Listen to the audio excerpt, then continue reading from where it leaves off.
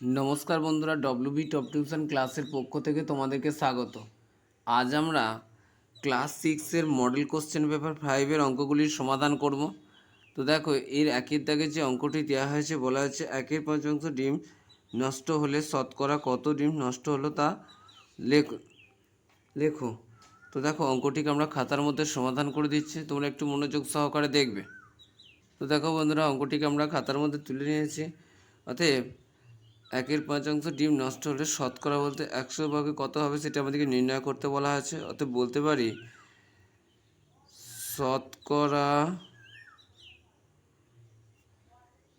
নষ্ট হবে 1/5 ইন্টু 100। শতকরা নির্ণয় করতে হলে আমাদের 100 দিয়ে গুণ করতে হয়। এইটা আমাদের উপরের সংখ্যা, একটাও আমাদের উপরের সংখ্যা, নিচের এই হরটি অর্থাৎ 5 দিয়ে আমরা এটাকেও কাটতে পারি, এই সংখ্যাটিকেও কাটতে পারি। 5 দিয়ে কাটলে 5 একে 5, আর এটা 5 20 100। তাহলে 20-র সাথে 1-এর গুণ হলে কত হবে? 20, অর্থাৎ 20%। অর্থাৎ উত্তর হিসেবে আমরা কি লিখতে পারি? শতকরা 20% ডিম নষ্ট হলো। এটাই আমাদের অ্যান্সার। পরে যে 2 নম্বরে যে কোশ্চেনটি দিয়েছে দেখো, বলা হয়েছে মিশ্র আবৃত দশমিক সংখ্যা কাকে বলে, এটি আমাদেরকে নির্ণয় করতে বলা হয়েছে। তো দেখো, আমরা অ্যান্সারটিকে খাতার মধ্যে লিখে দিচ্ছি। তো আমরা অ্যান্সার হিসাবে লিখতে পারি কি, যে সব আবৃত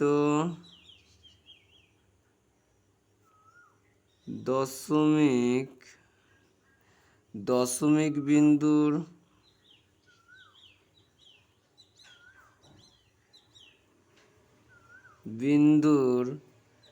পরে শুরু না হয়ে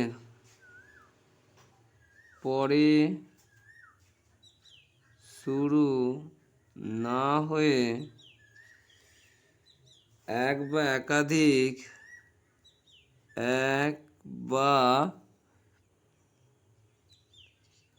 একাধিক অঙ্ক বাদ রেখে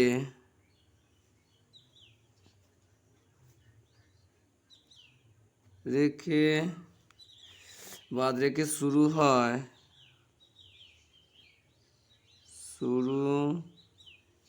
হয় তাদের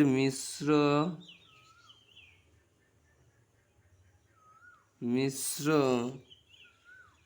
আবৃত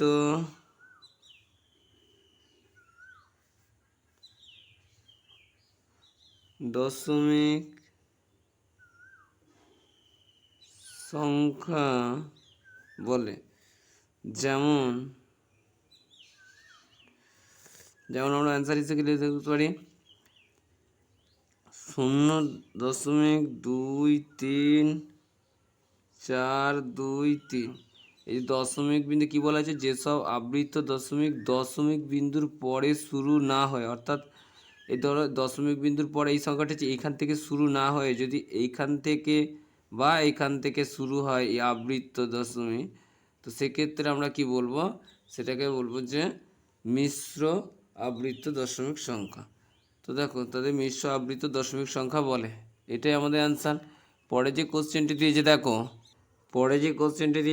বলা হয়েছে যে পরস্পর দুটি মৌলিক সংখ্যার গসাগু কত। এখানে গসাগু কত সেটি তোমাদেরকে নির্ণয় করে, দুটি পরস্পর মৌলিক সংখ্যার গসাগু কত সেটি নির্ণয় করতে বলা হয়েছে। তো দেখো, উত্তরটি তোমরা এইভাবে লিখবে, পরস্পর দুটি মৌলিক সংখ্যার গসাগু হলো 1। এটি আমাদের অ্যান্সার। যেমন আমরা উদাহরণ হিসেবে কি দিতে পারি? দিলাম 12,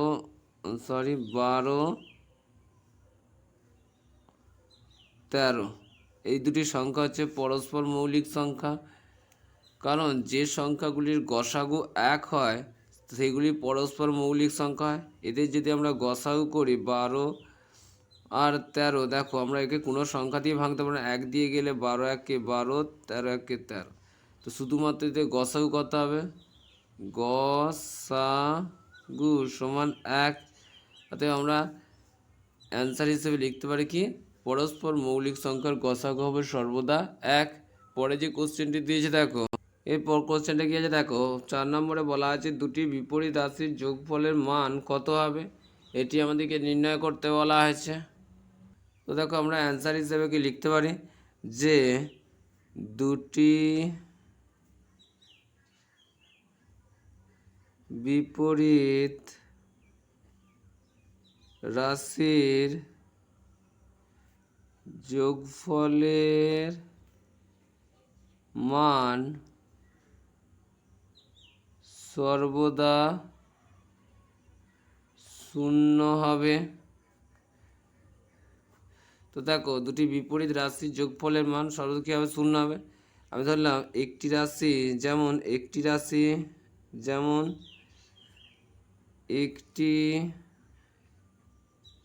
রাশি আমি একটি রাশি ধরলাম, সাপোজ ধরে নিলাম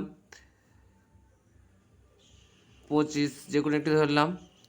তো দেখো এর বিপরীত রাশি কি, এর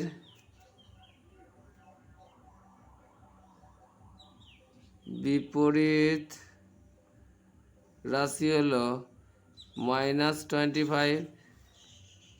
এদের যোগফল কত হবে, এদের যোগফল সমান 25 প্লাস -25। এতে যদি প্লাস করি কী পাবো, 25 যেমন ছিল থাকবে, প্লাসে মাইনাসে -25 প্লাস 25 -25 কেটে গিয়ে 0 হবে। অতএব আমরা বলতে পারি কি দুটি বিপরীত রাশির যোগফল সর্বদা 0 হবে। এটি আমাদের অ্যান্সার। আর এটি আমি উদাহরণ হিসেবে তোমাদেরকে দেখিয়ে দিলাম। এটা এক্স ধরেও করতে পারো, যেমন একটা এক্স হবে অপরটি -x হবে। এক্স প্লাস -x করলে x minus x plus x minus x কেটে গিয়ে এক্ষেত্রেও 0 হবে। তোমরা যে সংখ্যা ধরেও করতে পারো বা এক্স ধরেও করতে পারো। 5 নম্বরে যে কোশ্চেনটি আছে দেখো, তো দেখো পরে যে কোশ্চেন বলছে একটি পঞ্চভুজাকার ভূমি বিশিষ্ট প্রিজমের তল সংখ্যা কত হবে, এটির তল সংখ্যা হবে 6টি। এটি আমরা খাতায় করে দিচ্ছি না, এখানে করে দিচ্ছি 6টি হবে এর অ্যান্সার। পরে যে কোশ্চেনটা দিয়েছে দেখো, এখানে বলা হয়েছে যে এর হচ্ছে 1/9 প্লাস 1/99 প্লাস 999 এর সমষ্টিকে দশমিকে প্রকাশ করতে বলা হয়েছে। তো দেখো অঙ্কটিকে আমরা খাতার মধ্যে সমাধান করে দিচ্ছি।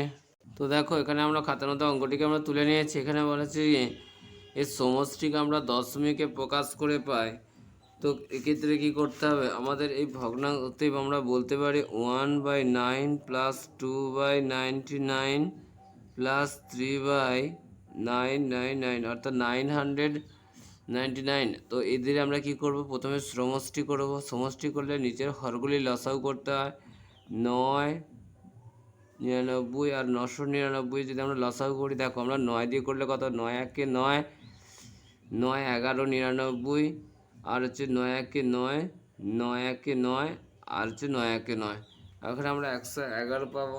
তো দেখো এটিকে আমরা যদি আমরা লসাগু করি কি পাবো, তো দেখো আমরা এটা লসাগু কত বলতে, লসাগু সমান 9কে 11 দিয়ে গুণ করে হচ্ছে 9 × 11 × 111 সমান কত হবে, দেখো আমরা 9 11 কত 99, অর্থাৎ 111কে 99 দিয়ে গুণ করলে আমরা কত পাবো, 9 একে 9, 9 একে 9, 9 একে 9 পেলাম। এই 9 দিয়ে আবার গুণ করে কত পাবো, 9 একে 9, 9 একে 9, 9, 9 9 18, 8 হাতে রইলে 1, 9 9 18 19, 9 হাতে রইলে 1, 9 একে 10। তাহলে আমরা 10,989 পেলাম। এটি হচ্ছে আমাদের লসাগু সমান 10,989। তো আমাদের দেখো এই 9-এর সাথে কত গুণ করলে আমরা 10,999, এই আমরা 9টা কেটে দিলে 11 দিয়ে যদি আমরা 111কে গুণ করি কত পাবো, দেখো 1 × 111কে যদি আমরা 11 দিয়ে গুণ করি কত পাবো, অর্থাৎ আমাদের এইটা হবে 1 2 2 1, অর্থাৎ কত আমরা 1221 পাবো। সেক্ষেত্রে আমরা এখানে দেব 1221, এই প্লাসটা আমরা এখানে দিলাম, 2 দিয়ে গুণ করবো। দেখো এখানে এখানে 99, অর্থাৎ কত 9 11 99, 9 11 99, তাহলে আমাদের কি অবশিষ্ট থাকছে 111। তাহলে আমরা এখানে 111 দিয়ে গুণ করে দেবো। তো পরে দেখো কি আছে, প্লাসটা দিলাম, এই এখানে 3 আছে 3 দিলাম, 99, অর্থাৎ যদি আমরা 9কে এটা দিয়ে গুণ করি কত পাবো, 9 কে 9, 9 কে 9 আর 999 পাবো। তো দেখো এখানে, তো দেখো আমাদের এই 999 সাথে আমরা যদি 11 গুণ করি তাহলে আমরা এই 10,989 পাবো। সেই অতএব আমরা সেই 11 দিয়ে, অর্থাৎ 999-কে 11 দিয়ে গুণ করলে যেহেতু আমরা এটা পাবো, তাই আমরা এখানে 11 দিয়ে এটিকে গুণ করে দেবো। তো দেখো এটিকে যদি আরেকটু সমাধান করি, এখানে পাবো 1221 প্লাস 2 দিয়ে গুণ করলে কত হবে, 2 একে 2, 2 একে 2, অর্থাৎ 222 পাবো। এবং পরে যেটি আছে 3 11 কত পাবো, 33 পাবো। তো এটিকে আমরা লিখে দিলাম 10,989 করলাম। তো এটিকে আরেকটু সমাধান করলে আমরা কত পাবো, দেখো এটিকে আরেকটু সমাধান করলে আমরা এটিকে যদি আমরা উপর নিচে যোগ করি কত পাবো, 1221, 222 এবং 33 সমষ্টি করলে কি পাবো, 3 দিয়ে 5 আর 1 6, 3 দিয়ে 5 দিয়ে 7, 2 দিয়ে 4 1, 1476 পেলাম। তো এটিকে আমরা করব 1476, আর এখানে হচ্ছে 10,989। তো এটিকে যদি আমরা 1476-কে যদি আমরা 10,989 দিয়ে ভাগ করি কত পাবো, দেখো 10,989-কে ভাগ করলে আমরা পাবো 0.134316, অর্থাৎ এটি হচ্ছে প্রকৃত আবৃত্ত দশমিক সংখ্যা। কারণ এইখান থেকে এইখান পর্যন্ত সম্পূর্ণটা, এইখান থেকে আবৃত্ত দশমিক শুরু হবে। অতএব এটা হচ্ছে এই দশমিকের মান বের করে আমরা এই অ্যান্সারটা পাবো। তোমরা ভাগটা করলে তোমরা এটাই অ্যান্সার পাবে। তো পরে যে কোশ্চেনটি আছে দেখো, তো দেখো এখানে বলেছে প্রদত্ত চিত্রটির কত শতাংশ রং করা হয়েছে তা লেখো। দেখো এখানে চিত্রটি কোনো রং করা আমরা দেখতে পাচ্ছি না। তো দেখো তোমাদেরকে একটা মোটামুটি আনুমানিকভাবে আমি দেখিয়ে দিচ্ছি যে এই রং করা থাকলে তোমরা কিভাবে অঙ্কটা করবে। তোমরা ধরে নাও যে এরকমভাবে 1টি 2টি 3টি 4টি 5টি ঘরে রং করা রয়েছে। তো এক্ষেত্রে 5টি বা 6টি যতগুলো ঘরই বলুক না কেন, তোমরা কিভাবে অঙ্কটার সমাধান করবে সেটা আমি জাস্ট দেখিয়ে দিচ্ছি। 5টি বা এরকম 7টি ঘরে রং করা রয়েছে বা 8টি ঘরে এরকম রং করা রয়েছে। তো সেক্ষেত্রে তোমরা কিভাবে নির্ণয় করবে, তো দেখো আমি এক্ষেত্রে 8টা ঘরে রং করলাম। এর শতকরা কত রং করা হয়েছে দেখো, মোট ঘর সংখ্যা কত আছে, 1টা 2টো 3টে 4টে 5টা, 1 2 3 4 5, মোট 25টা ঘর আছে। তো দেখো এক্ষেত্রে আমরা বলতে পারি কি,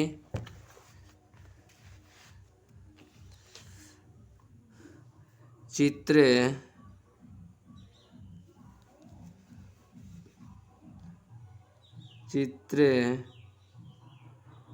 রং করা আছে 25-8 অংশ। নিচেরটা হচ্ছে কি মোট হচ্ছে ঘর সংখ্যা, আর উপরে যতগুলি ঘরে রং করা আছে সেটি। অতএব শতকরা রং করা আছে 8-এর 25 ইন্টু 100, শতকরা বললে আমাদের 100 দিয়ে গুণ করতে হয়। 25 একে 25, 4 25-এ 100, 4 8-এ কত হবে 32%। এতে 8টি ঘরের ক্ষেত্রে উপরে রং করা ঘর সংখ্যা যদি বেশি হয় আবার বেশি দিয়ে গুণ হবে, কম হলে কম দিয়ে গুণ হবে। তো আমরা এটা পাবো। তো দেখো অতএব বলতে পারি 32% রং করা আছে, এটি আমাদের অ্যান্সার। পরে যে কোশ্চেনটি দিয়েছে দেখো, বলেছে অনিলবাবু তার মাসিক আয়ের 22% বাড়ি ভাড়া দেন এবং বাকি টাকা সংসারের অন্যান্য খরচ করেন। যদি অনিলবাবু প্রতি মাসে 1870 টাকা বাড়ি ভাড়া দেন, তবে অনিলবাবুর অন্যান্য খরচ কত টাকা সেটি নির্ণয় করতে হবে। তো দেখো অঙ্কটিকে আমরা খাতার মধ্যে সমাধান করে দিচ্ছি, তোমরা একটু মনোযোগ সহকারে দেখবে। তো এখানে কি বলা আছে, 22% বাড়ি ভাড়া দেয়। প্রথমে আমাদের এই 22% সমান কত বলেছে, 1870 টাকা, সেটি আমাদেরকে নির্ণয় করতে হবে। তো দেখো অনিলবাবু মাসিক আয়ের 22% বাড়ি ভাড়া দেন, অর্থাৎ 22% টাকা সমান কত বলা আছে, 22% মাসিক আয়, মাসিক আয় 1870 টাকা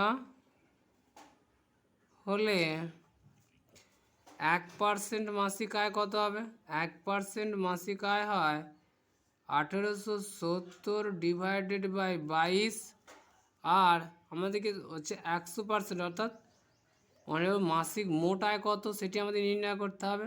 1870 ইন্টু 100 ডিভাইডেড বাই 22।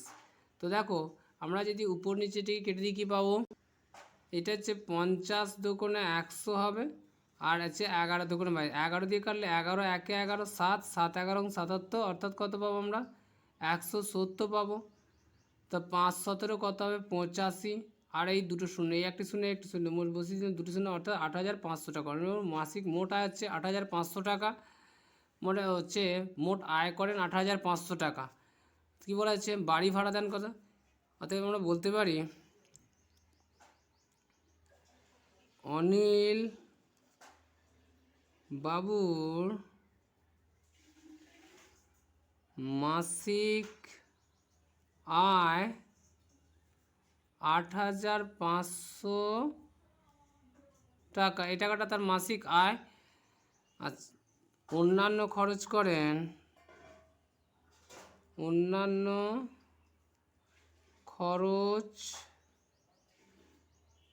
করেন 8500 টাকা থেকে যদি আমরা 1870 টাকা বাড়ি ভাড়া বাদ দিয়ে দিই, তাহলে আমরা অন্যান্য খরচটা পেয়ে যাব। অতএব অন্যান্য খরচ কত পাবে, আমরা যদি এটাকে মাইনাস করি কী পাবো, দেখো 8500 মাইনাস 1870, 0 3 দিতে 10, 9 6 দিতে 15, 2 6 দিতে 8, 6630 অ্যান্সার হিসেবে কি লিখতে পারি, সমান 6630 টাকা। অন্যান্য খরচ করেন কত, 6630 টাকা। তো পরে যে কোশ্চেনটি দিয়েছে দেখো, এই 2-এর অঙ্কটা আমরা পরে করে দিচ্ছি। 3-এর যে অঙ্কটি আছে দেখো, 3-এর অঙ্কটি কী বলেছে দেখো, একটি আয়তক্ষেত্র ও বর্গক্ষেত্রের পরিসীমা সমান, আয়তক্ষেত্রের দৈর্ঘ্য ও প্রস্থ যথাক্রমে 6 সেমি ও 2 সেমি হলে বর্গক্ষেত্রের ক্ষেত্রফল কত সেটি আমাদেরকে নির্ণয় করতে বলা আছে। তো আমরা এই 3-এর অঙ্কটি করে দিচ্ছি। দেখো আয়তক্ষেত্র বর্গক্ষেত্রের পরিসীমা বলা হয়েছে সমান। তো দেখো অঙ্কটিকে আমরা খাতার মধ্যে সমাধান করে দিচ্ছি। তো দেখো কী বলা আছে, আয়তক্ষেত্রের দৈর্ঘ্য বলা আছে 6 সেমি এবং প্রস্থ বলা আছে 2 সেমি। তো দেখো আমরা প্রথমে যেহেতু বলা আছে আয়তক্ষেত্র বর্গক্ষেত্রের পরিসীমা সমান, সেক্ষেত্রে আমরা প্রথমে আয়তক্ষেত্রে আমরা পরিসীমাটা নির্ণয় করব। তো দেখো যদি আমরা আয়তক্ষেত্রে পরিসীমা করি, আমরা কি জানি, অতএব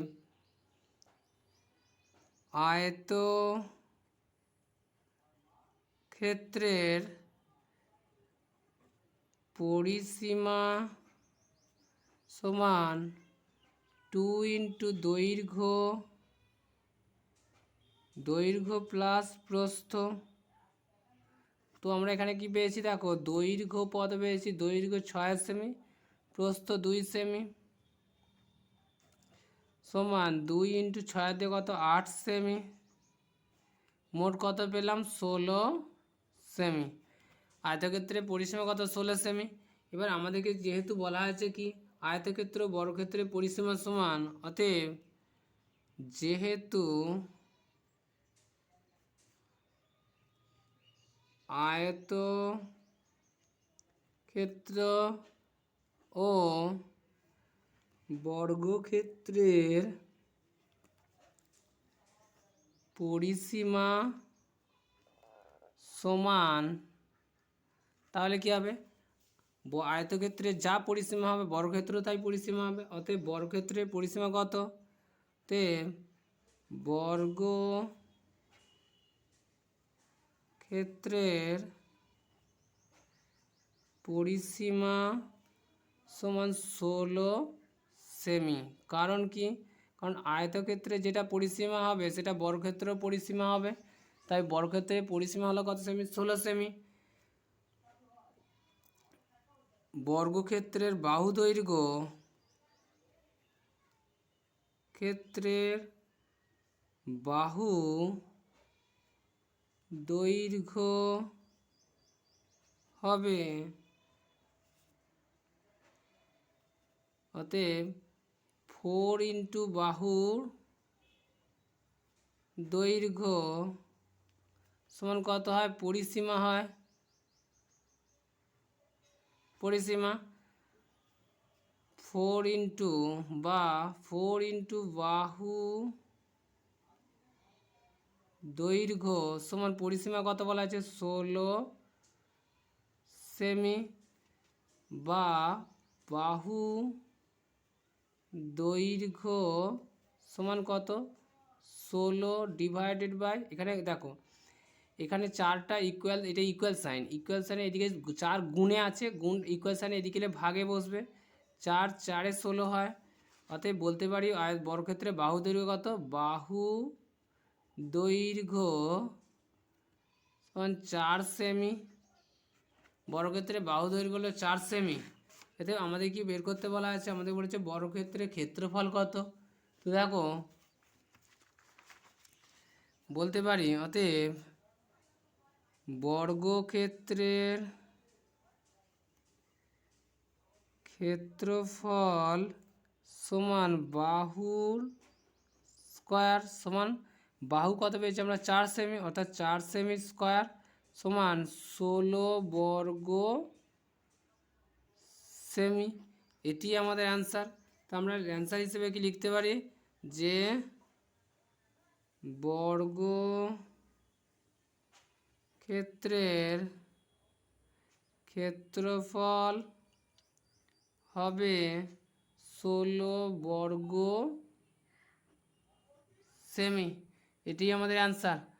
পরে যে কোশ্চেনটি আছে দেখো ফ্রেন্ডস দেখো পরে যে কোশ্চেনটি আছে বলা আছে, প্রত্যেকটি জামা তৈরি করতে 2.1 মিটার কাপড় লাগে, অর্থাৎ একটা জামার জন্য এত মিটার করে কাপড় লাগে, কিন্তু প্রতিটি জামা তৈরি করার সময় 1.8 মিটার কাপড় কাটতে গিয়ে নষ্ট হয়, অর্থাৎ একটা জামা তৈরি করতে গেলে এই পরিমাণ কাপড় লাগবে, সেই সাথে এই পরিমাণ কাপড় নষ্ট হয়। মোট কাপড় লাগবে কত, এইটা প্লাস এইটা, এই কাপড়টা লাগবে একটা জামা তৈরি করতে গিয়ে। এরকম 6টি জামা সম্পূর্ণ করার পর কত মিটার কাপড় ব্যবহার করা হলো হিসাব করি। তো দেখো আমরা অঙ্কটিকে খাতার মধ্যে সমাধান করে দিচ্ছি, তোমরা একটু মনোযোগ সহকারে দেখবে। তো কি বলা হয়েছে দেখো, প্রতিটি জামার জন্য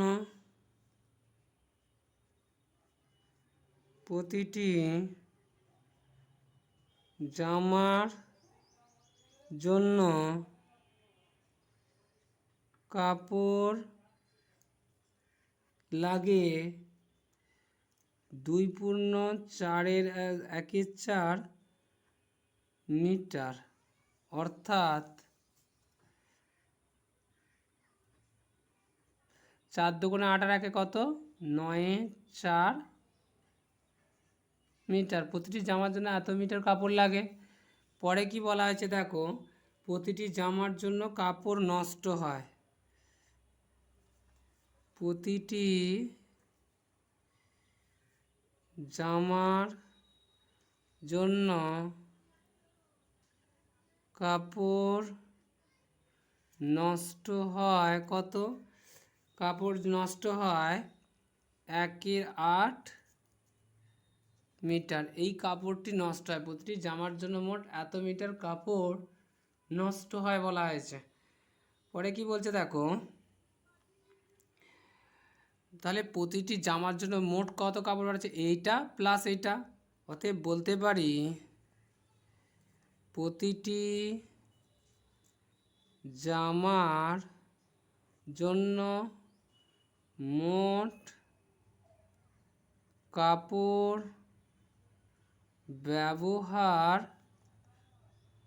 করা হয় কত? এইখানে হচ্ছে 9-4 প্লাস 1-8 মিটার সমান 4 আর 8-এর লসাগু 8 হবে। 4-এর 2 দিয়ে গুণ করলে 8 হয়, তাহলে 9 গুণিতক 2 পেলাম প্লাস 1, 8 1 8 1 দিলাম, এত মিটার। এটিকে আরেকটু সমাধান করলে কত পাবো? 9 2-এ গুণ করলে কত হয়? 18 প্লাস 1 1-এ গুণ করলে 1 হয়, 8 মিটার। তো 18 কত? 19-এর 8 মিটার। মোট হচ্ছে একটি জামার জন্য মোট এতটা কাপড় লাগে। পরে আমাদের কি বলা আছে দেখো, 6টি জামার জন্য কত কাপড় লাগবে। একটি জামার জন্য কাপড় লাগে কত? একটি জামার জন্য মোট কাপড় ব্যবহার করা হয় কত? 19-এর 8 মিটার। এই কাপড়টি ব্যবহার করা হয়। 6টি জামার জন্য বেশি কাপড় ব্যবহার করা হবে। তো বেশি হলে কী হবে? 19-এর 8 ইন্টু 6, 3 2-এ 6, 2 4-এ 8, তাহলে আমরা কত? 3 19-এ কত পেলাম? 57/4 মিটার। এই কাপড়টি হচ্ছে ব্যবহার করা হবে। তো দেখো 6টি জামার জন্য মোট কত, এটিকে আমরা একটু ভাগ করে নিয়ে কী করতে পারি, যদি 4 দিয়ে আমরা 57কে ভাগ করি কত পাবো? দেখো 4 1-এ 4 পেলাম, 1 7 4 4-এ 16 হলো 1, অর্থাৎ 14/1-4 মিটার। এটা আমরা বলতে পারি 14/1-4 মিটার। অতএব আমরা অ্যান্সার হিসেবে কি লিখতে পারি? অ্যান্সার হিসেবে লিখতে পারি যে 6টি জামার জন্য 14/1-4 মিটার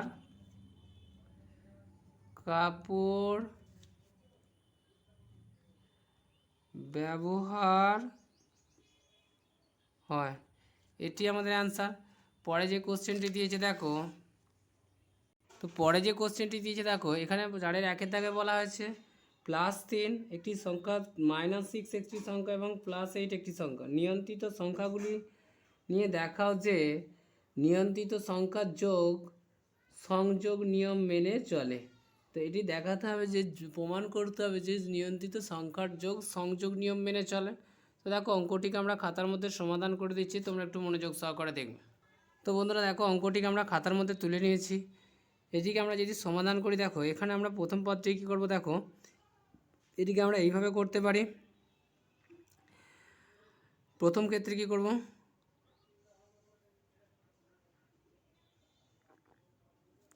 প্রথম ক্ষেত্রে আমরা কি করলাম, দেখো এখানে রয়েছে +3 প্লাস, যেহেতু সংযোগ করতে -6 দিলাম, এটিকে আমরা সেকেন্ড ব্র্যাকেট ক্লোজ করে দিলাম। আর এখানে কি আছে? +8 দিলাম, এটি একটি পেলাম। তো এটিকে যদি আমরা সমাধান করি কি পাবো, দেখো এখানে যেহেতু বন্ধনের ভিতরে কাজ আগে করতে হবে, তাই আমরা +3কে এখানে দিলাম, প্লাসে মাইনাসে -6 প্লাস, এখানে কত আছে দেখো, এখানে আছে প্লাসে প্লাসে +8, এখান থেকে আমরা কত পাবো? প্লাসে মাইনাসে মাইনাস, অর্থাৎ 6 থেকে 3 বাদ গেলে 3 থাকবে, যেহেতু 6টি বড় তাই মাইনাসের চিহ্নটি বসছে +8। এবার দেখো প্লাসে মাইনাসে মাইনাস, অর্থাৎ 8 থেকে যদি 3 বাদ যায় কত হবে? +5, এটি পেলাম। পরে দেখো আমরা প্রথমে দুটো পদ নিয়ে প্রথম সংখ্যা, দ্বিতীয় ক্ষেত্রে আবার কী করলাম, দেখো এক্ষেত্রে +3কে যেমন ছিল দিলাম +3 প্লাস, এখানে সেকেন্ড ব্র্যাকেট দিলাম -6 আর +8 দিলাম। এটি ক্ষেত্রে আমরা যদি সমাধান করি কি পাবো, দেখো এখানে +3 যেমন ছিল থাকবে, আর এখানে -6 প্লাসে মাইনাস প্লাসে +8, এটি পেলাম আমরা। এটিকে যদি আরেকটু সমাধান করি কি পাবো, +3 প্লাস, প্লাসে মাইনাসে মাইনাস, অর্থাৎ 8 থেকে যদি 6 বাদ যায় আমাদের কথা হবে +2 থাকবে। এটিকে যদি আরেকটু সমাধান করি কী পাবো দেখো, এখানে +3 প্লাসে প্লাসে +2, 3 আর 2 কত পাবো, 3 আর 2 পাবো 5 অর্থাৎ +5। তাহলে এখানে কী হলো, দেখা গেল কি যোগের সংযোগ নিয়ে, অতএব আমরা বলতে পারি +5 ইকুয়াল +5। যোগের সংযোগ নিয়ম মেনে চলছে, যে প্রমাণিত। পরে যে কোশ্চেনটি আছে দেখো, পরে যে কোশ্চেনটি দিয়েছে বলছে একটি সংখ্যাকে প্রথমে 20% বাড়িয়ে পরে 20% কমানো, অর্থাৎ 20% বৃদ্ধি পাওয়ার পর যেটা হলো তার ওপর যদি 20% হ্রাস করা হয় তবে সংখ্যাটির শতকরা কত ভাগ বাড়লো বা কমলো সেটি আমাদেরকে নির্ণয় করতে হবে। তো দেখো অঙ্কটিকে আমরা খাতার মধ্যে সমাধান করে দিচ্ছি, তোমরা একটু মনোযোগ সহকারে দেখবে। তো দেখো বন্ধুরা, আমরা অঙ্কটিকে খাতার মধ্যে তুলে নিয়েছি। ধরি সংখ্যাটি হলো 100, 100 এর 20% বৃদ্ধি পায়। সংখ্যাটি যেহেতু আমরা 100 ধরে নিয়েছি, অর্থাৎ 100 প্রথমে কি বলা আছে 20% বৃদ্ধি পায়। তো 20% বৃদ্ধি পায় বলছে 100 এর 20% বৃদ্ধি পায়, 100 এর 20% বৃদ্ধি পায়। তো 100 যদি 20% বৃদ্ধি পায় কত বৃদ্ধি পাবে, তো দেখো সেটা আমরা প্রথমে নির্ণয় করব। তো বলতে পারি 100 ইন্টু 20/100, এই পার্সেন্টেজটা ওটার জন্য 100, এই 0 0 কেটে দিলাম, এই 0 0 কেটে দিলাম, 10 দুগুণে কত হবে 20 বৃদ্ধি পায়, 20 বৃদ্ধি পায়। অতএব বৃদ্ধি পেয়ের পর কত 20% বৃদ্ধি পেয়ে হয় 20% বৃদ্ধি পেয়ে হয় কত 100 + 20 সমান 120। পরে কি বলা আছে দেখো, এর ওপর 20% হ্রাস পায়, অতএব পরে 20% হ্রাস পায়। অতএব 120 এর 20% হ্রাস পায়। অতএব বলতে পারি সমান 120 ইন্টু 20/100, এই 0 0 গেলে এই 0 0 গেলে 12 দুগুণে কত 24 হ্রাস পায়। অতএব 20% হ্রাস পাওয়ার পর সংখ্যাটি কত হবে, 20% 20% হ্রাস পাওয়ার পর সংখ্যাটি হয় 20% বৃদ্ধি পেয়ে 120 হয়েছিল, 120 থেকে যদি আমরা 24 মাইনাস করি কত হবে 96, অর্থাৎ 96 হবে। অর্থাৎ সংখ্যাটি হ্রাস পায় কত, অতএব সংখ্যাটি আগে ছিল 100, প্রথমে সংখ্যাটি কত ছিল 100, প্রথমে সংখ্যাটি ছিল এখানে 100, প্রথমে ধরে নিই 100, পরে 20% বৃদ্ধি পাওয়ার পর পরে 20% হ্রাস পেয়ে হয়েছে 96, অর্থাৎ কী হয়েছে হ্রাস পেয়েছে। অতএব আমরা বলতে পারি সংখ্যাটি হ্রাস পায় 100 মাইনাস 96 সমান 4। তাহলে 100 হ্রাস পেলো কত 4 হ্রাস পেলো, অর্থাৎ শতকরা, অতএব শতকরা হ্রাস পায় 4%। এটি আমাদের অ্যান্সার। পরে যে কোশ্চেনটি আছে দেখো, তো বন্ধুরা পরে যে কোশ্চেনটি দিয়েছে দেখো, এখানে বলা আছে সরল করো +15 মাইনাস +3 প্লাস -9 এর বিপরীত সংখ্যা। এই সংখ্যাটি আমাদেরকে সরল করতে বলা আছে। তো দেখো অঙ্কটিকে আমরা খাতার মধ্যে সমাধান করে দিচ্ছি। তো দেখো অঙ্কটিকে আমরা খাতার মধ্যে তুলে নিয়েছি। এখন এটিকে যদি সরল করি কী পাবো দেখো, এখানে +15 যেমন ছিল দিয়ে দিলাম, মাইনাস এখানে +3 এখানে প্লাস ছিল প্লাস দিলাম, এখানে কি বলা যায় -9 বিপরীত সংখ্যা অর্থাৎ -9 +9 হবে। তো এটিকে যদি সমাধান করি কী পাবো দেখো, এখানে +15 যেমন ছিল দিলাম, প্লাসে মাইনাসে -3 হলো এখানে, আর এখানে প্লাসে প্লাসে +9 হলো। এটিকে যদি আরেকটু সমাধান করি কী পাবো দেখো, এখানে প্রথমে আমরা সরলের সময় প্রথমে যোগের কাজ হয়, +15 +9টাকে একদিন আর -3টাকে এখানে দিলাম, 9 আর 15 যোগ করলে কত হয়, 15 আর 9 যোগ করলে হবে 24, 24 -30, 24 থেকে 3 বাদ গেলে কত হবে 21। এটাই আমাদের অ্যান্সার। পরে যে কোশ্চেনটি দিয়েছে দেখো, বলছে ঘনকের চিত্রসহ সংজ্ঞা দাও। তো ঘনকের চিত্রসহ সংজ্ঞা দিতে কি বলা আছে দেখো, আমরা অঙ্কটিকে খাতার মধ্যে সমাধান করে দিচ্ছি, তোমরা একটু দেখবে। তো দেখো, যে বর্গাকার চিত্রের সমান দৈর্ঘ্য বিশিষ্ট 12টি ধার, 6টি তল ও 8টি শীর্ষবিন্দু থাকে তাকে ঘনক বলে। তো দেখো, ঘনকের চিত্রের যেমন উদাহরণ হিসাবে বলতে পারি, যেমন উদাহরণ হিসাবে লুডোর ছক্কা,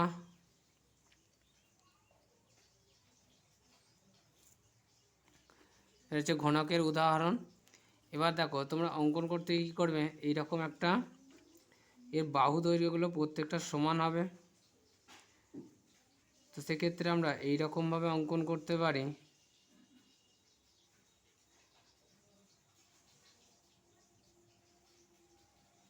এরকম হবে, যার 12টি কত হচ্ছে, মোট হচ্ছে ধার সংখ্যা থাকবে 12টি, এবং শীর্ষবিন্দু থাকবে 8টি, এবং তল সংখ্যা হবে 6টি, তাকে আমরা ঘনক বলি। তো দেখো, পরে যে কোশ্চেনটি আছে আমাদের, পরে যে কোশ্চেনটি দিয়ে দেখো, এখানে বলা হয়েছে XY Z তিনটি বিন্দুকে কি বলা হয়।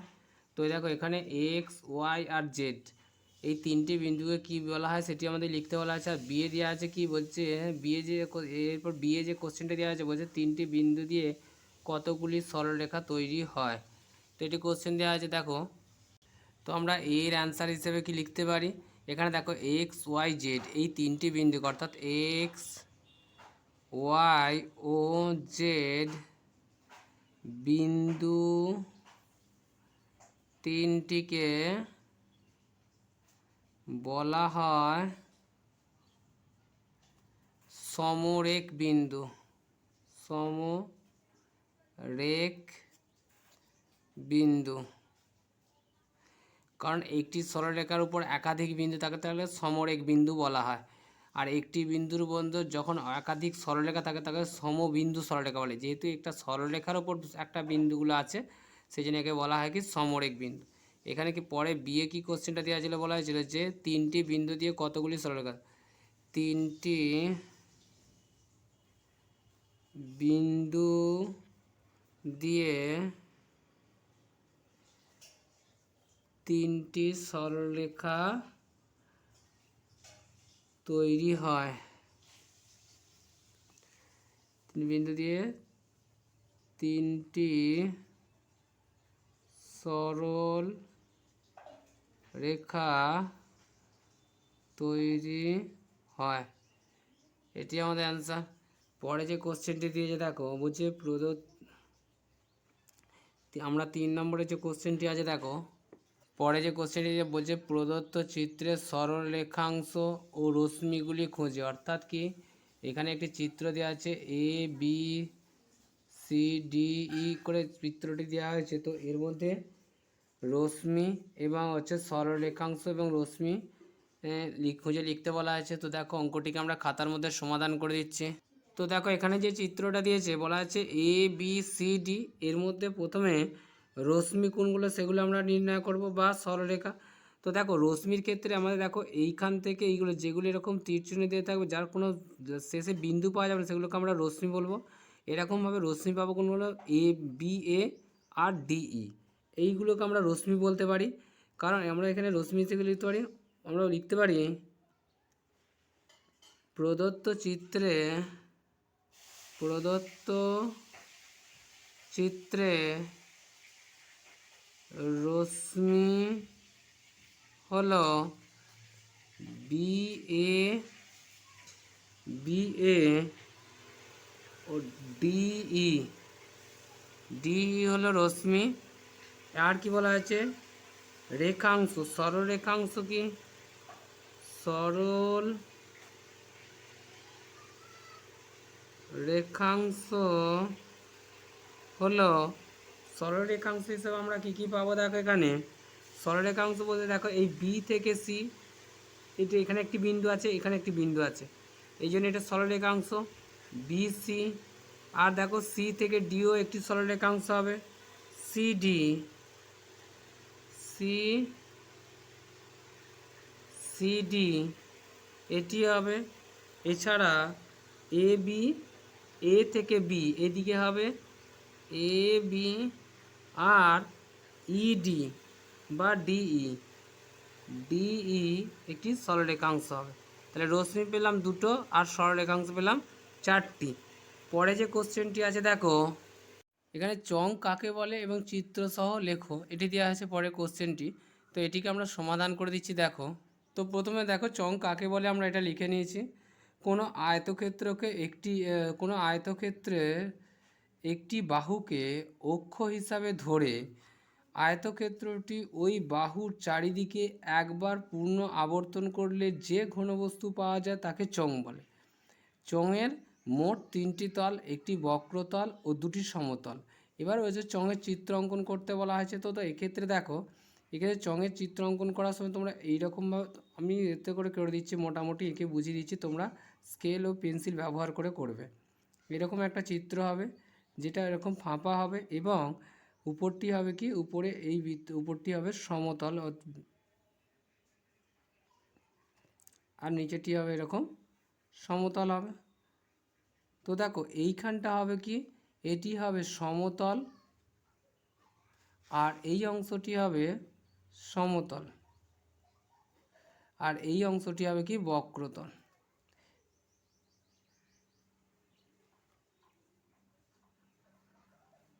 তো এইটা হবে কি বক্রতল। আমি জাস্ট বোঝানোর জন্য মোটামুটি একটু করে দিলাম, তোমরা পেন্সিল ও স্কেল ব্যবহার করে সমান করে ছবিটি অঙ্কন করবে। তো বন্ধুরা আজ এই পর্যন্তই, পরের ক্লাসে আমরা পরের সেটগুলির সমাধান করে দেব।